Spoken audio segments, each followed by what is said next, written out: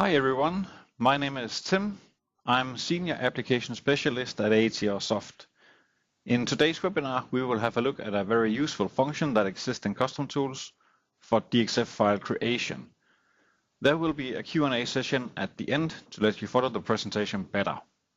I expect the webinar to be pretty short, about 10 minutes time. The webinar is being recorded and will be made available online later on.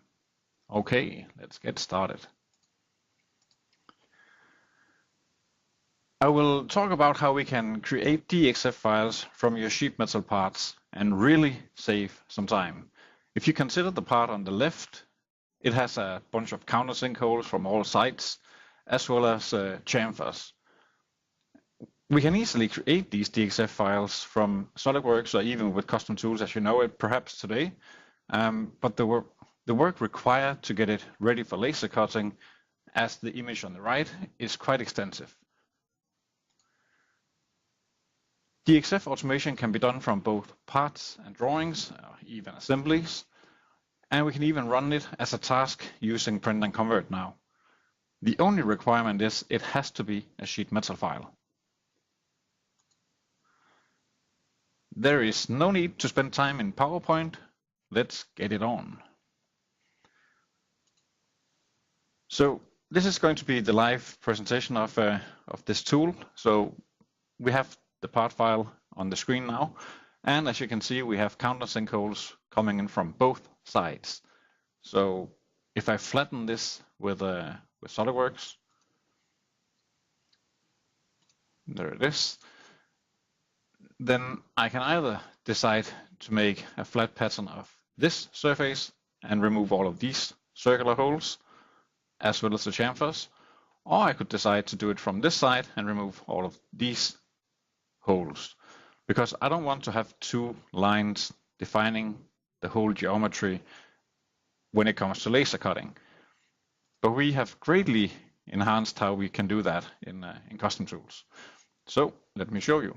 First off, I want to show you if we do it from a drawing perspective. So I'm going to open up the drawing of this one. And as you can see, we don't have any flat pattern. I don't have a sheet called DXF or anything. So if I go to Custom Tools and I press the cutting profile, then this is going to create a new sheet for me and it will clean up everything. So prepare for it. It's going to do the job quite fast. It's already done. So now I can open up the DXF sheet that I just created. And as you can see, we removed all of the drawing template, the header. We removed all of these extensive or excessive lines. So the chamfer has gone, the circular around all of these holes have been removed, and everything is just flattened and in perfect one-to-one scale. So very easy and very quick way of cleaning up your DXF files. I'm going to close this drawing without saving it. So that was from the drawing point of view. You can do that with one single button click. If I go into the print convert dialog, we can do the same from in here. I can go to batch conversion and I can create a DXF from a part file. So if I run the DXF from the part file, it is going to look at my part file if it has a flat pattern feature, indicating that it's a sheet metal file. It is going to process it. We can even see in the list that it's a sheet metal. So if you have files that are not sheet metal, you can either unselect those or do whatever.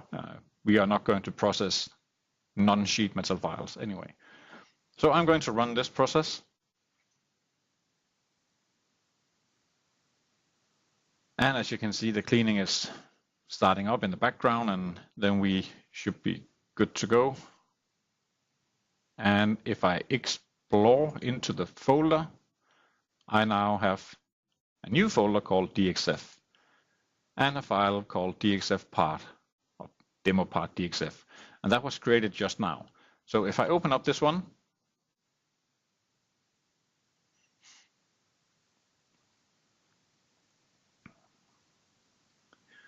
we can see that the DXF file is absolutely ready to go to laser cutting.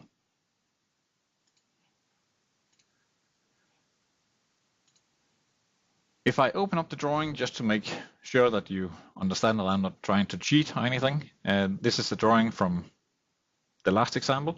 I do not have any sheets defined on that.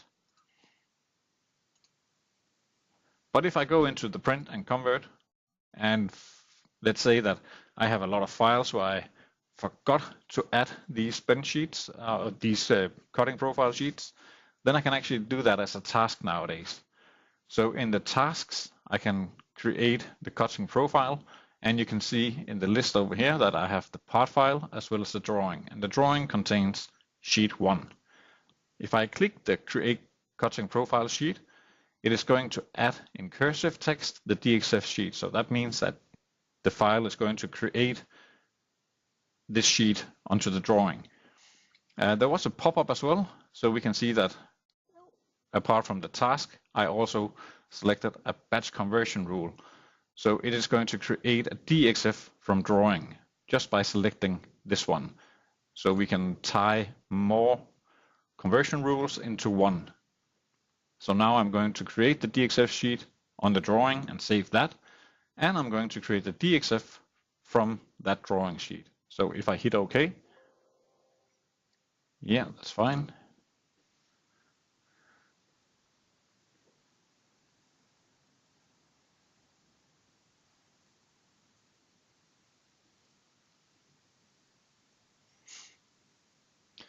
And now I can explore down to that folder again.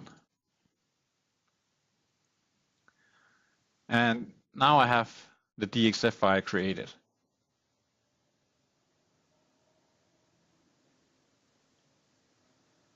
Just let DraftSite do its work. So now we insert this drawing or this DXF file. Additionally, we add some information to it. You can do that if you want to. We added the file name, the demo part. We have the material as well as thickness.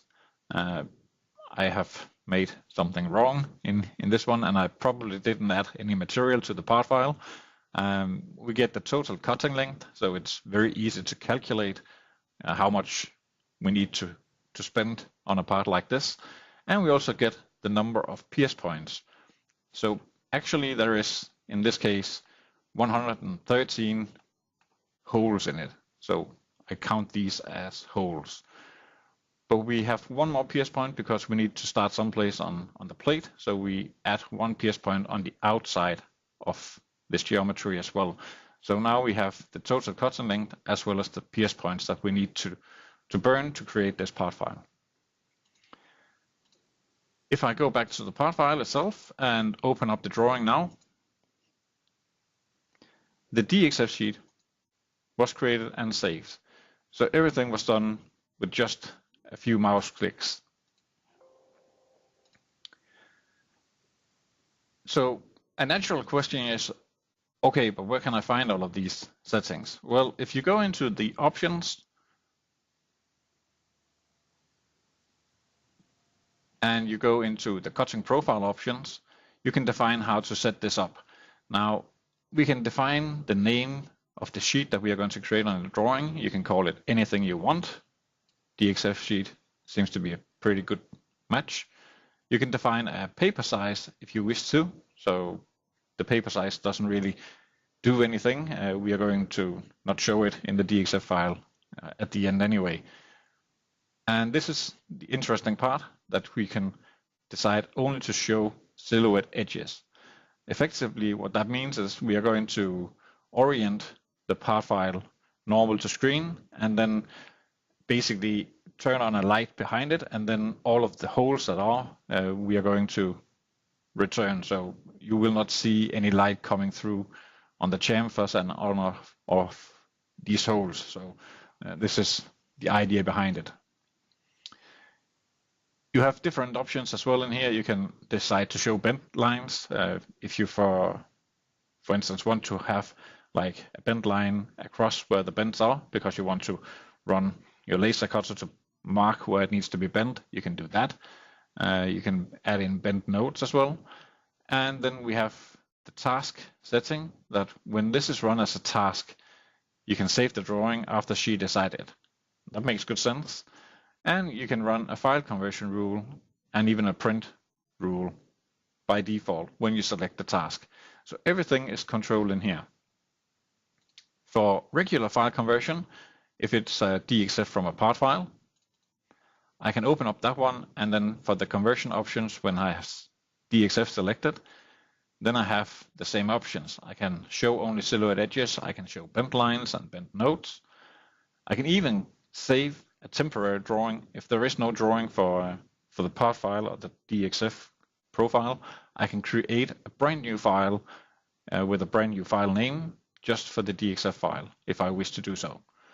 We also have an option to display node template. So that is where we have the total cutting length, the pierce points and everything. So you can select that one, and you can select freely from whatever nodes you have defined. And then we have option to export splines as splines or export splines as polylines.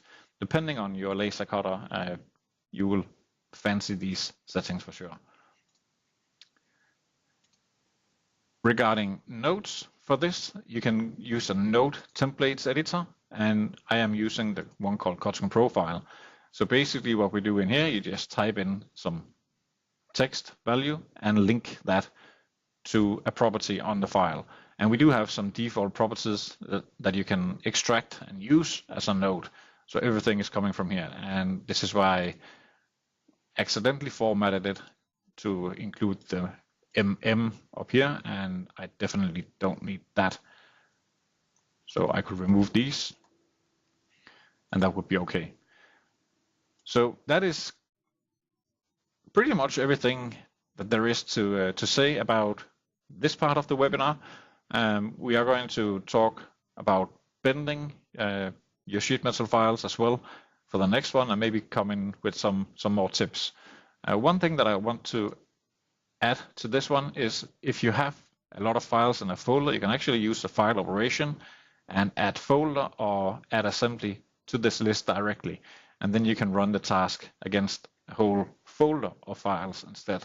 So if you have some legacy files that are sheet metal and you want to create these DXF sheets, you can do so by adding files or folders directly from here.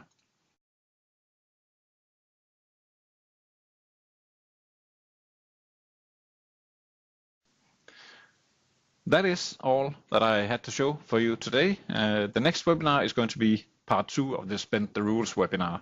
It is going to be on May the 10th, same time as today. We will look into creation of bending sheets, which could also save you some time in your day-to-day work. I am going to be open for questions when this recording is stopped, but first I want to thank you all for attending this webinar, and I hope to see all of you for the next one. So thank you and have a nice day. We are in the life-saving business. We kill your routines before they kill you.